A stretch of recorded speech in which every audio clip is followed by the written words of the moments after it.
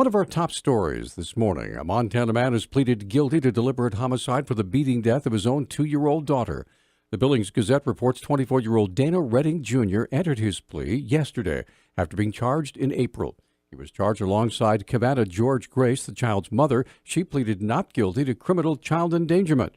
Medical staff at the hospital the girl died in told authorities the child suffered a, quote, massive amount of bruising, and, quote, on her entire body, as well as an open wound on the back of her head.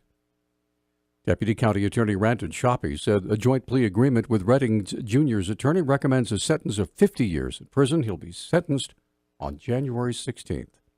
Appearing on Fox News last night with Martha McCallum, Montana Junior Senator Steve Daines spoke of his meeting with President Trump and expressed his concerns that tax cuts must also apply to Main Street businesses as well as major corporations. 31 years ago was the last time when President Reagan led the charge for historic tax reform and tax cuts. This is a once-in-a-generation opportunity. This is a chance for us to get the economy going again. We've already got consumer confidence at a 17-year high last month, and we're seeing the stock markets continue to set records in anticipation, in great part, of what we're going to do here on Capitol Hill as it relates to tax cuts. McCallum asked Daines if Trump had turned his no vote into a yes. Based on what I heard tonight, the ball's moving in the right direction. I was a no here yesterday and this morning, but I've had good discussions. We don't have this deal closed yet, but it's getting awfully close. And again, fighting on behalf of these Main Street businesses. That's the voice that hasn't been heard loud enough here on Capitol Hill. Well, you've been speaking That's the voice up we're bringing for sure. here. Daines was one of 2 senators who originally intended to vote no on the Senate's tax cut bill. 2 state employee unions are moving toward merging into an organization with a membership of 27,000. Delegates with the Combined Teachers Union and the Montana Public Employees Association voted this spring to merge. The Great Falls Tribune reports the 2 groups are set to meet in Helena January 20th to consider a proposed constitution for the new Montana Federation of Public Employees. The combined union will meet April 6th and 7th in Helena to elect officers and board members. Officials expect the merger to be completed by September 1st. The MEA-MFT represents about 20,000 state workers and was the result of the merger of the Montana Education Association and the Montana Federation of Teachers. That was 17 years ago. The MPEA reports a membership of 7,000 state, university, local government, and local school district employees.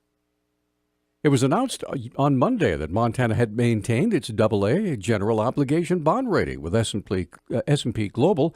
Laduni Ososami was the analyst behind that rating. It explains why Montana's rating was below other states in the region. Since the recession, we've noticed that the recovery from the state has lagged the nation generally, for example, in their GDP growth and their employment growth. But the rating at AA is pretty strong, and that's really based on the fact that we've seen historically that they've been able to continually have a way to correct any budget deficits they have. Ososami said there are 3 major concerns about Montana's economy going forward. We noted some weaknesses on the credit, which includes softness in revenue collections, which we've seen recently as a result of lower commodity prices, which we believe have bottomed out. We also noted weaknesses in the pension funded ratio, which we believe is lower than average, as well as generally weaker reserves than what we've seen in the recent history for the state. Ososami said she's closely watching Montana's revenue collections in light of the projections that triggered the recent special legislative session. The developer of the Keystone XL pipeline and the project's opponents are asking Nebraska regulators to clarify their recent decision to approve an alternative pipeline route through the state. Attorneys for pipeline developer TransCanada and landowners who want to stop it both filed motions for the Nebraska Public Service Commission to reconsider its decision. The commission approved a pathway but didn't pick TransCanada's preferred route, which has undergone numerous local, state, and federal reviews. A TransCanada spokesman said the company filed its motion in hopes that commissioners will answer lingering questions about the decision. An attorney for the landowners is asking for the commission to make clear that commissioners expressly denied TransCanada's preferred route. The 406 prefix is a Montana icon now emblazoned on everything from T-shirts to coffee mugs. According to Montana Public Service Commission Chairman Brad Johnson, though, the statewide area code was at risk of being changed by the FCC right up until this month. We're pretty much guaranteed being able to keep the exclusive 406 area code for the entire state up through 2031, which is great news. You know, that 406 area code is such a a great part of our identity. It's almost as big a part of that as Big Sky Country is. It was originally going to be gone as early as 2019. Johnson said the PSC has been working since 2013 to try to preserve the 406 area code and explains what they convinced the FCC to do. There was a practice of setting aside large blocks of numbers, thousands at a time, for different potential users.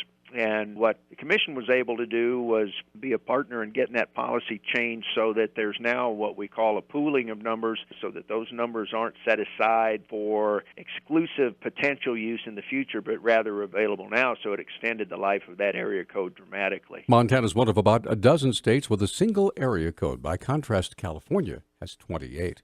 Well, it's official now. The new elementary school being built out near Maloney Ranch in Lower Miller Creek will be named after the first woman ever elected to the U.S. Congress. Spokesperson Hatton Littman has details. The school district is building a brand new elementary school to replace the current Cold Springs Elementary School.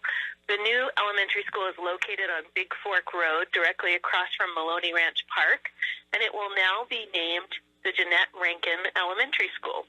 The board, the elementary trustees on the board, voted unanimously on that name at tonight's board meeting.